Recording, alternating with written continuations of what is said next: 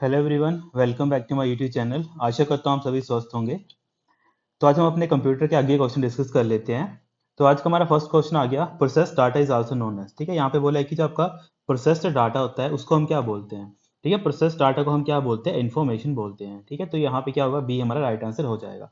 ठीक है, कि जब हमने थ्योरी में देखा था तो हम क्या बोलते हैं कि जब भी एक हमारे सीपीयू को जब हमारा डाटा एंटर होता है, किससे आउट होता है, with the help of any input device. तो इनपुट से जब हमारे पास सीपीयू के पास जब कोई इन्फॉर्मेशन जाती है उसको हम बोलते हैं उस टाइम पे डाटा। ठीक है, और डाटा क्या होता है, एक तरीके से जो हमारे पास रॉ फैक्ट्स होते हैं। ठीक है, जो हम बोल सकते हैं कि एक तरीके से हमारे पास अनऑर्गेनाइज्ड कोई चीज होती है उसको हम डाटा बोलते हैं। पर जब सीपीयू से वो डाटा प्रोसेस होने के बाद क्या बन जाता है, वो इंफॉर्मेशन बन जाता है। और इंफॉर्मेशन हमें कहाँ दिखती है, हमारे मॉनिटर स्क्रीन के ऊपर हमें दिखती है। ठीक है, तो वही बोला था कि जो हमारा डाटा है वो प्रोसेस होने के बाद क्या बनता है, इंफॉर्मेशन बनता है। तो यहाँ पे क्या होगा, हमारा बी राइट आंसर हो जाएगा। और वैसे यहाँ पे देखो क्या लिखा है कि process data is also known as information. ठीक है, और यहाँ पे लिखा है this act of processing data generally involves the collection of and manipulation of items of data to create meaningful information. ठीक है, बस वही चीज बोली है कि मान लो हमारे पास कोई अलग अलग इंफॉर्मेशन है, उनको हमने क्या किया, एक तरीके से अंडरस्टैंड करके एक जनरलाइज फॉर्मेट में रिप्रेजेंट कर दिया, जिससे क्या हुआ, वो डाटा क्या बन गया, एक इंफॉर्मेशन बन गया। ठीक है, तो यहाँ पे क्या बोलते हैं, उसको हम इंफॉर्मेशन बोलते हैं।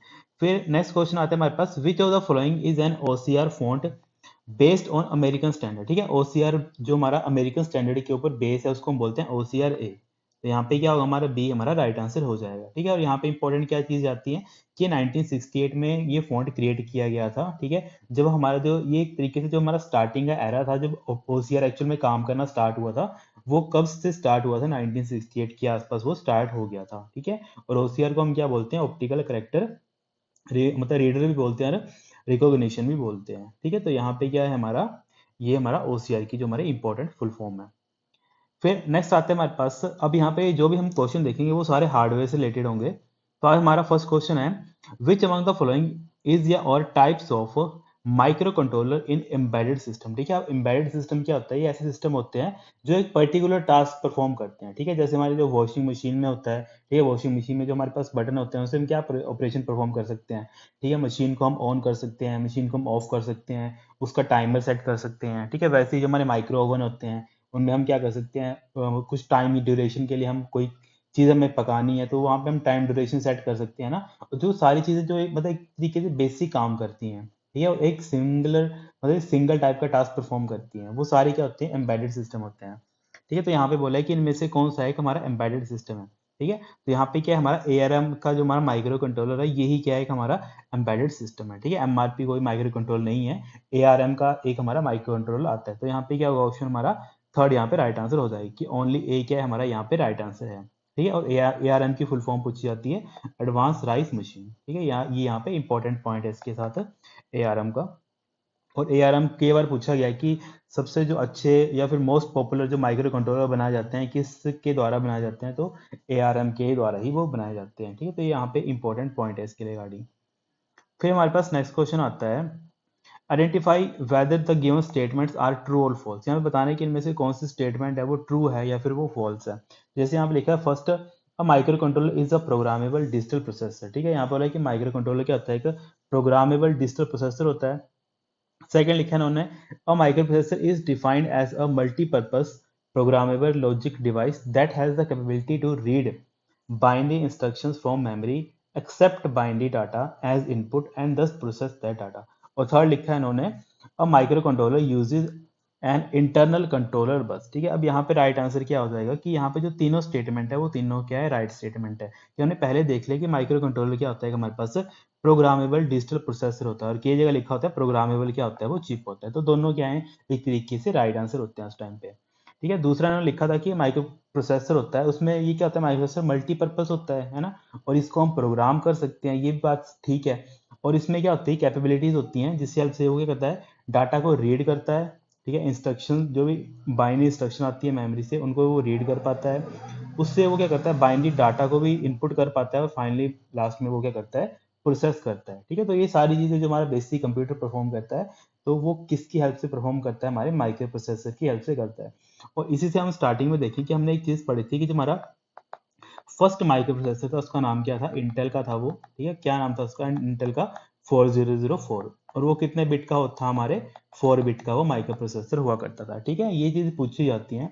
इसके बाद जो आया था फर्स्ट 8 बिट आया था, ये पूछा गया था किसी एग्जाम में कि जो आपका फर्स्ट 8 बिट माइक्रो प्रोसेसर था वो कौन था आपके पास, वो था आपके पास इंटेल का ही था, और उसका नाम क्या था, इंटेल 8008, ठीक है। तो ये हमारे पास क्या है, कुछ बेसिक टर्म्स आती हैं। फिर जैसे यहाँ पे थर्ड ऑप्शन भी क्या था, राइट था, कि एक जो माइक्रो कंट्रोल होता है यूज एन इंटरनल कंट्रोलिंग बस, ठीक है, वो क्या यूज करता है, इंटरनल कंट्रोलिंग बस का वो यूज करता है। तो यहाँ पे क्या है हमारा फर्स्ट ऑप्शन राइट आंसर हो जाएगा, कि यहाँ पे जो तीनों स्टेटमेंट है वो क्या हमारी राइट है, ठीक है। जैसे यहाँ पे इन्होंने लिखा है कि यहाँ पे देखो आंसर नंबर फर्स्ट यहाँ पे करेक्ट है, कि तीनों हमारे पास क्या है, ट्रू स्टेटमेंट्स हैं। वो लिखा है यहाँ पे micro controller is a compact integrated IC circuit, ठीक है, वही चीज बोल रही थी कि एक एम्बेडेड सिस्टम भी होता है, कई बार इसको एम्बेडेड सिस्टम भी लिखा गया होता है, और कई जगह लिखा गया होता है कि एक कॉम्पैक्ट इंटीग्रेटेड सर्किट होता है। और जब भी ना माइक्रो कंट्रोलर की बात करेंगे तो जो हम डेली देखते हैं, जैसे हमारे माइक्रो ओवन हो गया, जो हमारी वॉशिंग मशीन होगी, इनमें जो एक तरीके से सर्किट यूज किया जाता है वो एक माइक्रो कंट्रोलर होता है, ठीक है, जो बेसिकली कहते हैं जो छोटी छोटी चीजें होती हैं उनको कंट्रोल करने का काम करता है।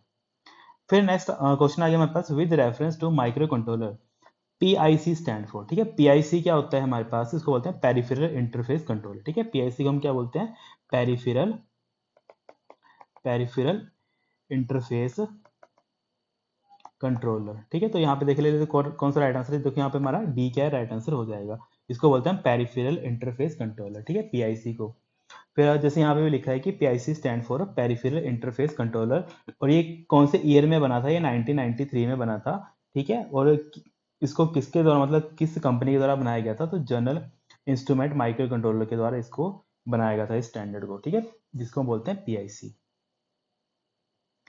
फिर नेक्स्ट क्वेश्चन आता है हमारे पास, which among the following statement are correct in with respect to hardware and software, ठीक है, हार्डवेयर और सॉफ्टवेयर के कंटेक्स्ट में बताना है कि कौन सी स्टेटमेंट है जो ठीक है। तो यहाँ पे फर्स्ट ऑप्शन दे रखा है computer hardware is a physical equipment, ठीक है। फिर सेकंड दे रखा है computer software is a collection of program that make hardware to do its job. तो यहाँ पे क्या है, देखो दोनों स्टेटमेंट ठीक है। और देखो हमने एक चीज पढ़ी थी कि जितना भी जिनको हम टच कर सकते हैं बेसिकली वो क्या होता है, सारा का सारा हार्डवेयर होता है, ठीक है। और हार्डवेयर के साथ हमने क्या क्या काम करना है, कैसे हार्डवेयर को यूटिलाइज करना है, उसके लिए हमें क्या चाहिए होता है, एक सॉफ्टवेयर चाहिए होता है, और उस सॉफ्टवेयर को मेनली हम क्या बोलते हैं, सिस्टम सॉफ्टवेयर, ठीक है। सिस्टम सॉफ्टवेयर कौन सा होता है हमारा, जो हमारा ऑपरेटिंग सिस्टम होता है, ठीक है, जितने भी हमारे ऑपरेटिंग सिस्टम होते हैं, जैसे अगर आपके पास अभी मोबाइल है, ठीक है, तो मोबाइल में भी एक ऑपरेटिंग सिस्टम चलता है जिसकी हेल्प से आप मोबाइल का यूज कर पाते हो ना। मोबाइल में कौन से चलते हैं, जैसे किसी के पास एंड्रॉयड होगा तो उसके पास एंड्रॉयड ऑपरेटिंग सिस्टम होगा, ठीक है, अगर किसी के पास एप्पल का प्रोडक्ट है तो उसके पास iOS का ऑपरेटिंग सिस्टम होगा, है ना। तो ये क्या होते हैं, ऑपरेटिंग सिस्टम होते हैं जो बेसिकली क्या करते हैं, किसी हार्डवेयर को चलाने को, मतलब कितने हम एफिशिएंटली किसी हार्डवेयर को यूज करते हैं, उसके लिए हमें क्या चाहिए होता है, ऑपरेटिंग सिस्टम चाहिए होता है। तो यहाँ पे क्या होगा हमारा फर्स्ट ही क्या हो जाएगा, राइट आंसर हो जाएगी, बोथ 1 एंड 2 दोनों स्टेटमेंट की हमारी ठीक है। फिर नेक्स्ट क्वेश्चन आ गया हमारे पास, an integrated circuit is commonly known as, जो हमारे आईसीज होते हैं उनको हम क्या बोलते हैं, चिप बोलते हैं, है ना, आईसी चिप बोलते हैं सिंपली, है ना। तो यहाँ पे क्या होगा, फर्स्ट हमारा राइट आंसर हो जाएगा, ठीक है। और आईसी क्या होता है बेसिकली, यहाँ पे लिखा है इसे integrated circuit also known as chip और माइक्रो चिप, ठीक है, क्योंकि ये क्या होते हैं, different devices on a same chip, है ना। जैसे हमने देखते हैं कि जैसे हमने देखा था आईसी हमारे कौन सी जनरेशन को बिलोंग करता है, ये हमारी थर्ड जनरेशन को बिलोंग करता है आईसी जो होते हैं हमारे। और हम आईसीस जब पढ़ते हैं तो आईसीस के साथ ही हम आगे टर्म्स पढ़ते हैं कि आईसीस में हमने क्या किया था, जो हमने बड़े सारे छोटे छोटे कंपोनेंट्स थे उनको क्या किया, एक सर्किट के ऊपर अटैच कर दिया, तभी हमने इसका क्या क्या नाम रख दिया, हमने इसका आईसी यहाँ पे नाम रख दिया था, ठीक है। तो ऐसे करके जब हम आईसीस पढ़ते हैं तो ये हमारे थर्ड जनरेशन को बिलोंग करते हैं। फिर हमारे पास नेक्स्ट क्वेश्चन आता है बस, ठीक है। अब बस क्या होता है, जब हम कंप्यूटर के कॉन्टेक्स्ट में बोलते हैं बस, ठीक है। अब बस क्या होता है कि ऐसा कोई मतलब जैसे हमारे बसेस क्या काम करती है, नॉर्मल हम डे टू डे लाइफ में देखें तो बस क्या काम करती है, हमें एक लोकेशन से दूसरे लोकेशन पर लेके जाने का काम करती है, हमारी जो नॉर्मल बसेस होती हैं, ठीक है। तो वैसे ही अगर हम कंप्यूटर में बसेस का मतलब कॉन्टेक्स्ट के रूप में देखें तो बसेस क्या काम करती हैं, एक इंफॉर्मेशन को दूसरी जगह तक लेके जाने का काम कौन करती है, बसेस करती हैं। और ये बसेस कितने टाइप की होती है, हमारे पास 3 टाइप्स की होती हैं, कौन कौन सी होती हैं, एक हमारे पास होती है डाटा बस, एक होती है हमारे पास एड्रेस बस, ठीक है, और एक एक होती है हमारे पास कंट्रोल बस, ठीक है। कई बार पूछा जाता है एग्जाम में कि हमारे पास जो टाइप्स ऑफ बसेस हैं कंप्यूटर में वो कौन कौन सी होती हैं। तो तीन होती हैं, याद रखना, डाटा बस होती है, एड्रेस बस होती है और कंट्रोल बस होती है। तो जो हमारी डाटा बस होती है बेसिकली, है ना, तो डाटा बस क्या कैरी करती है, पूछा जाता है, ये होती है हमारे पास बाई डायरेक्शनल। याद रखना इस चीज को कि ये होती है बाई डायरेक्शनल, कि ये मतलब सीपीयू से हमारी जो हमारा मेमोरी होती है, फॉर एग्जांपल जो हमारी रैम होती है, उस तक डाटा लेकर जाता है और रैम से क्या करती है, सीपीयू के पास भी वो डाटा लेकर जाती है, तभी इसको बोलते हैं बाई डायरेक्शनल बस। ठीक है। और जो हमारी एड्रेस बस होती है, एड्रेस बस क्या होता है, एड्रेस कौन जनरेट करता है, हमेशा हमारा सीपीयू जनरेट करता है, क्योंकि उसे क्या चाहिए होता है, किसी मेमोरी के ऊपर कुछ डाटा पड़ा होगा, उसको वो डाटा अगर चाहिए होता है, तो उसके लिए उसको एक एड्रेस देना पड़ता है कि मुझे इस लोकेशन पे कोई डाटा पड़ा है, मुझे उसको लेकर आना है ना। तो एड्रेसेस जनरेट करता है हमारा सीपीयू, और वो किस टाइप के एड्रेसेस जनरेट करता है, लॉजिकल एड्रेसेस वो जनरेट करता है। ठीक है। तो यहाँ पे क्या है कि एड्रेस बस क्या होती है, हमारे पास यूनिट डायरेक्शनल होती है। ये एग्जाम में पूछा गया था कि बताओ इनमें से कौन सी जो बस होती है वो यूनिट डायरेक्शनल होती है। ऑप्शन में ये तीनों दिए गए थे, तो हमें याद रखना है कि जो हमारी एड्रेस बस होती है वो हमारी यूनिट डायरेक्शनल होती है ना। और कंट्रोल बस क्या काम करती है, जो हमारा सीयू होता है, मतलब बेसिकली जो हमारा कंट्रोल यूनिट होता है, उसके जितने भी कोऑर्डिनेशन का काम होना होता है, ठीक है, उसको कौन डील करता है, हमारा कंट्रोल बस उसके साथ डील करती है। ठीक है। तो ये हमारे पास तीन टाइप की बसेस होती हैं। तो अकॉर्डिंग टू यहाँ ऑप्शन देख लेते हैं कि यहाँ पे क्या राइट आंसर में बोला कि बस क्या होता है ना, उसके अकॉर्डिंग देख लेते हैं क्या होता है। तो यहाँ पे लिखा है इंडिकेट अ डाटा आइटम। ठीक है। तो इंडिकेट तो नहीं करता है डाटा आइटम को, सिंपल सी फंडा जैसे हमने अभी समझा। सेकंड लिखा है information transmitting is a set of physical wire, है ना, वही चीज है कि इन्फॉर्मेशन को ट्रांसमिट करता है, और वो क्या होता है, सेट ऑफ फिजिकल वायर, है ना। जैसे मैंने सिंपल बोला कि हम बस क्या करता है, एक लोकेशन से दूसरी लोकेशन तक वो इन्फॉर्मेशन लेकर जाने का काम करता है ना।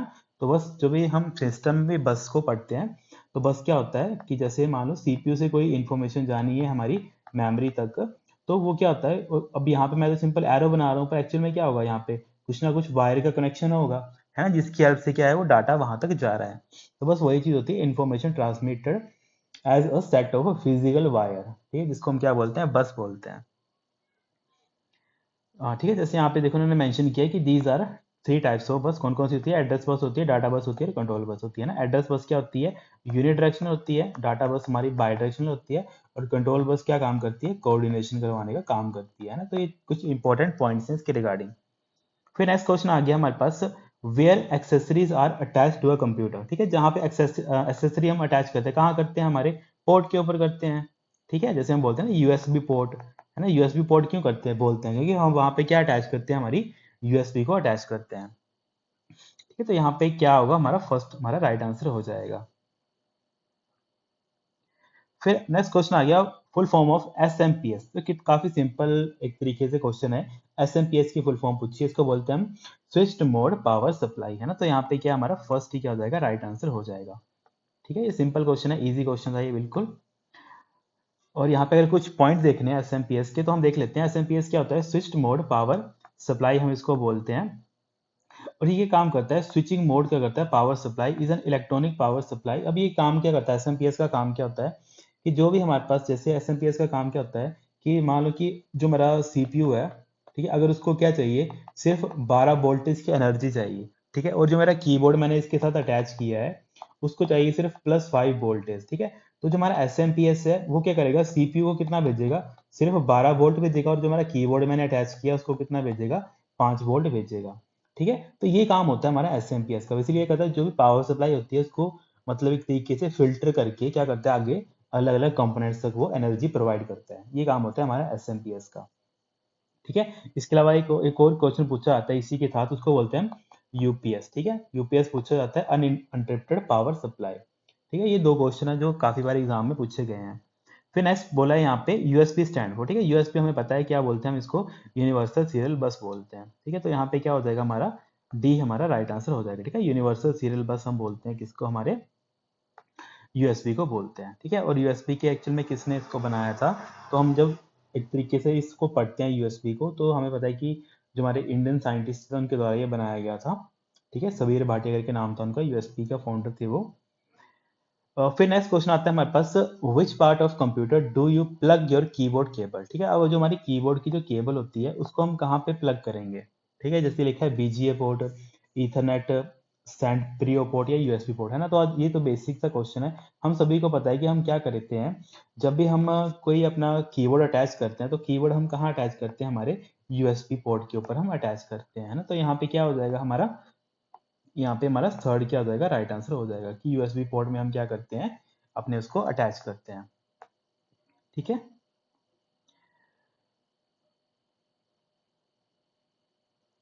फिर नेक्स्ट क्वेश्चन आ गया हमारे पास, the most critical part of UPS. ठीक है, अब यूपीएस मैंने आपको बता दिया क्या होता है, हमारे पास अनइंटरप्टेड पावर सप्लाई होता है हमारे पास, जो हमारा यूपीएस होता है। ठीक है, तो वही बोला है कि जो आपके पास जो मोस्ट क्रिटिकल पार्ट होता है यूपीएस में, वो क्या होता है, तो वो क्या होती है उसकी बैटरी। ठीक है, अनइंटरप्टेड पावर सप्लाई तभी उसको बोलते हैं। ठीक है, तो यहाँ पे देख लेते हैं, यहाँ पे क्या लिखा है उन्होंने, battery is the most critical component in the UPS, है ना, and it is also consider as the heart of UPS system. ये क्वेश्चन एक बार पूछा गया था कि हार्ट ऑफ यूपीएस सिस्टम कौन होता है, हमारे पास बैटरी होती है।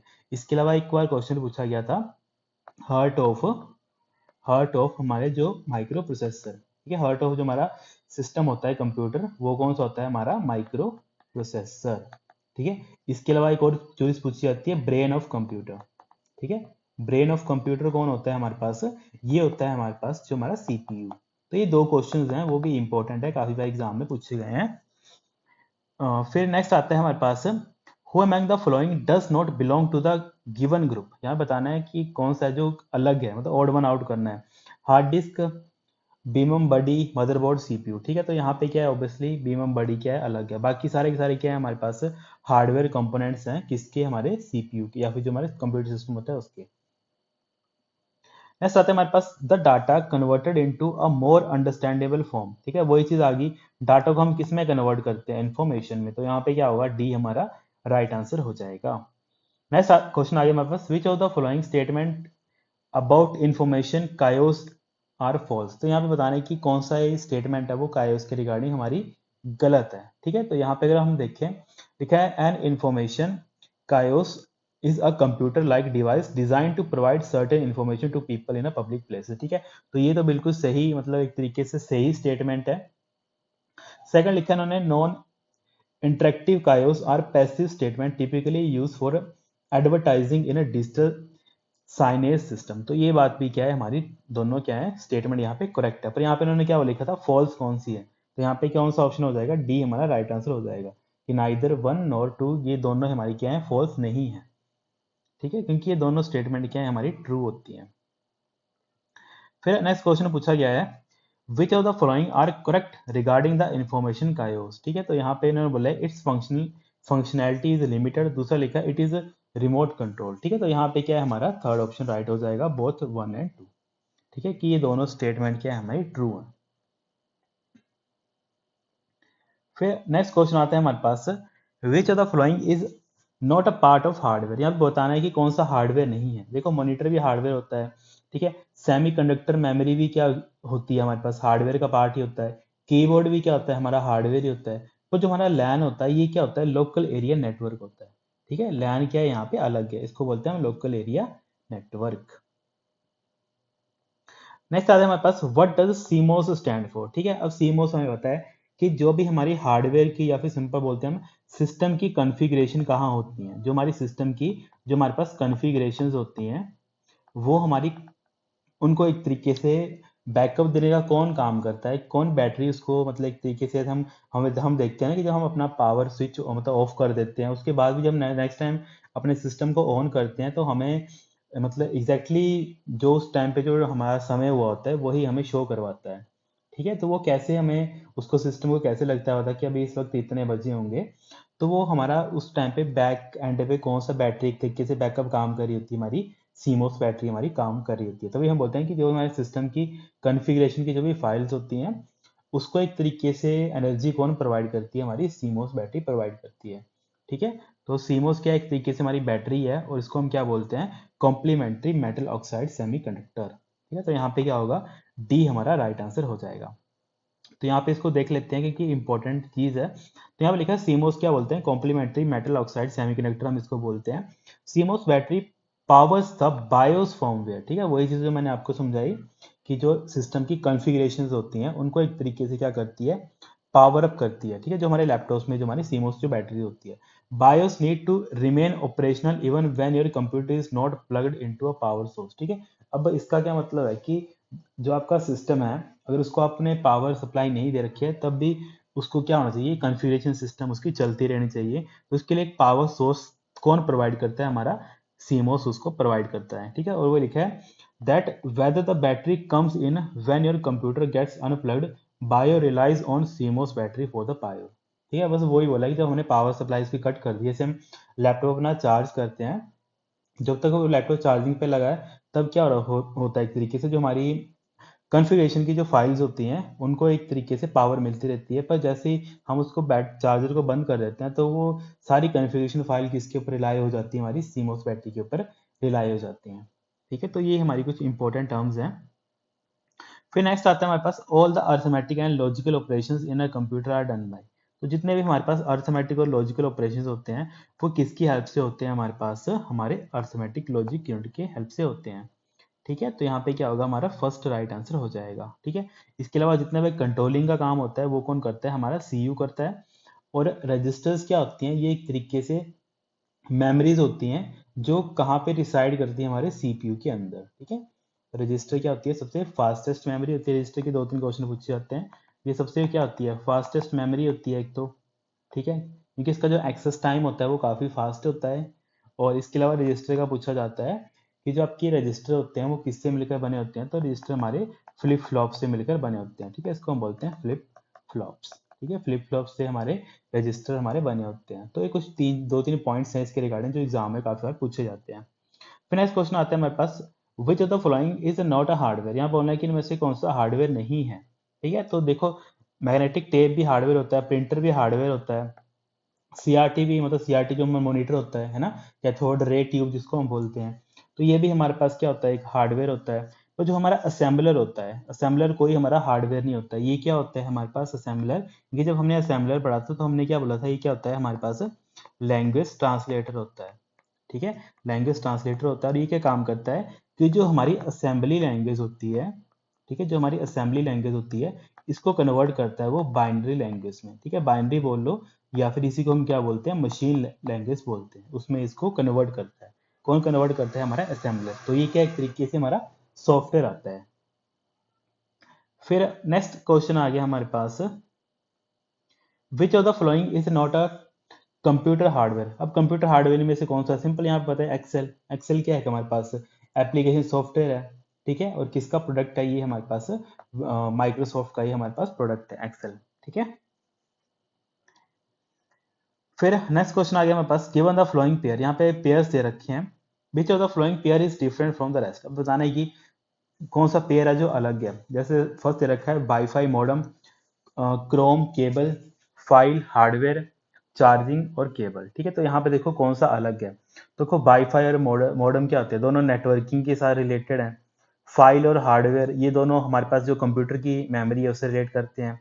चार्जिंग और केबल, ठीक है, हम बोलते हैं ना चार्जिंग केबल की, केबल है जिसकी हेल्प से हम क्या करते हैं, चार्जिंग अपनी परफॉर्म करते हैं।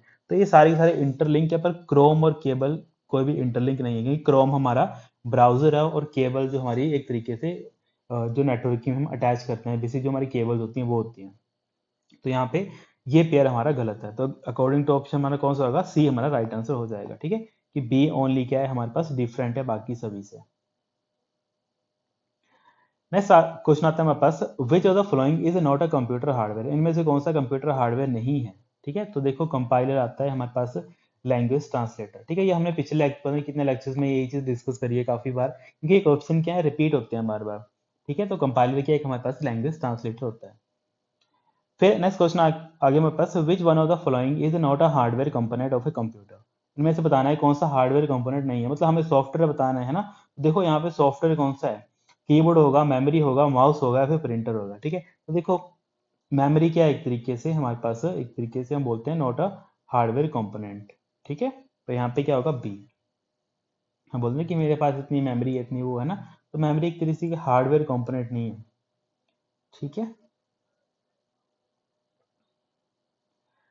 फिर नेक्स्ट क्वेश्चन आते हैं, विच of the following is not a computer hardware. यहाँ बताना है इनमें से कौन सा कंप्यूटर हार्डवेयर नहीं है। ठीक है, सॉफ्टवेयर है, फ्लॉपी डिस्क। अब देखो यहाँ पे सिंपल बोला है कि नॉट अ हार्डवेयर, तो हार्डवेयर कौन सा नहीं होगा, जो सॉफ्टवेयर होगा, है ना। सॉफ्टवेयर क्या होते हैं हमारे पास, सेट ऑफ प्रोग्राम्स होते हैं। ये चीज़ ही पूछी जाती है कि सॉफ्टवेयर क्या होता है हमारे पास, सेट ऑफ प्रोग्राम्स। ठीक है, ये चीज़ भी पता नहीं कितनी बार एग्जाम में पूछी गई है। सेट ऑफ प्रोग्राम्स को हम क्या बोलते हैं, सॉफ्टवेयर बोलते हैं। ठीक है, तो सॉफ्टवेयर क्या होता है, हार्डवेयर नहीं होता है, बस वही चीज़ पूछी है घुमा के इन्होंने। फिर नेक्स्ट क्वेश्चन आ गया, who is the hardware in a computer. यहाँ पता नहीं कौन सा हार्डवेयर है। ठीक है, तो यहाँ पे देख सकते हो आप, सी डी रोम क्या है, हार्डवेयर है, बाकी सारे के सारे क्या है हमारे पास, जैसे सी प्लस प्लस हमारे पास लैंग्वेज होती है। ठीक है, और लैंग्वेज किस टाइप की है, ये हमारी ऑब्जेक्ट ओरिएंटेड लैंग्वेज है। ठीक है, ये कई बार पूछा जाता है कि ये किस टाइप की लैंग्वेज है, तो ये हमारे पास ऑब्जेक्ट ओरिएंटेड हमारे पास लैंग्वेज है ना। और विंडोज 7 क्या है हमारे पास, ऑपरेटिंग सिस्टम है। ठीक है, और ये कौन से साल में आया था, 2008 में ये आया था। तो ये कुछ 3-4 पॉइंट्स है इसके रिगार्डिंग, जो काफी बार एग्जाम में पूछे जाते हैं। फिर नेक्स्ट क्वेश्चन आ गया, विच of the following is not a hardware. अब देखो, जावा एक लैंग्वेज है। ठीक है, जावा के एक तरीके से हमारी लैंग्वेज है, बाकी सारी की सारी क्या है हमारे पास, हार्डवेयर है। प्रोसेसर चिप जो माइक्रो प्रोसेसर बोलते हैं वो भी हार्डवेयर है। प्रिंटर हमारा हार्डवेयर होता है, माउस हमारा हार्डवेयर होता है ना। और जब हम प्रिंटर पढ़ते हैं तो प्रिंटर हम आगे क्लासीफाई करते हैं, impact printer, non impact printer, है ना। इम्पैक्ट प्रिंटर को भी हम आगे फर्दर क्लासीफाई करते हैं कि कोई प्रिंटर ऐसे होंगे जिनकी स्पीड चलती है कैरेक्टर पर सेकंड में, कुछ प्रिंटर ऐसे होते हैं जिनको हम चला उनकी स्पीड चलती है लाइंस पर मिनट में। ठीक है, तो इनमें आगे हम इसको बाइफरिकेट कर देते हैं। फिर जो करेक्टर्स वाले होते हैं वो होते हैं हमारे पास, डेजी होता है, इसके अलावा हमारे पास डेजी प्रिंटर आता है, डॉट मैट्रिक्स प्रिंटर आता है। और जो हम लाइंस पर मिनट वाली की बात करते हैं तो वहाँ पे आता है चेन प्रिंटर आता है, बेल्ट प्रिंटर आता है ना। तो ऐसे करके हम पूरी एक तरीके से लेआउट पढ़ते हैं जब हम प्रिंटर्स को पढ़ते हैं, क्योंकि काफ़ी अच्छा और काफ़ी इंपॉर्टेंट टॉपिक होता है हमारा प्रिंटर। फिर नेक्स्ट क्वेश्चन आता है हमारे पास, और आज का ये हमारा लास्ट क्वेश्चन है, which of the following semiconductor devices can act as a simple switch. ठीक है, सिंपल स्विच की तरह अगर मुझे किसी डिवाइस को यूज करना है तो हम किसका यूज करते हैं, ट्रांजिस्टर्स का यूज करते हैं। ठीक है, ये काफी इंपॉर्टेंट क्वेश्चन है। जो भी हमारे ट्रांजिस्टर्स होते हैं इनको हम क्या यूज करते हैं, एज अ सिंपल स्विच की तरह हम इसको यूज करते हैं। ठीक है, क्योंकि ट्रांजिस्टर क्या करता है, हम ट्रांजिस्टर में बेसिकली कोई भी डाटा डाल सकते हैं। ठीक है, उस डाटा डालने के बिहाफ पे हम कुछ ऑपरेशन फर्दर आगे परफॉर्म कर सकते हैं। ठीक है, तो इसलिए हम क्या बोलते हैं कि जो हमारा सिंपल स्विच की तरह कौन काम करता है, ट्रांजिस्टर हमारा काम करता है। और कौन सी जनरेशन से ट्रांजिस्टर हमारे आना स्टार्ट हो गए थे, सेकंड जनरेशन से। ठीक है, तो ये कुछ इंपॉर्टेंट पॉइंट्स हैं जो बार बार एग्जाम में पूछे जाते हैं। ठीक है, students, thank you so much, have a great day. इसके अलावा कोई भी डाउट है, कुछ भी होता है तो मुझे नीचे कमेंट कर दिया करो।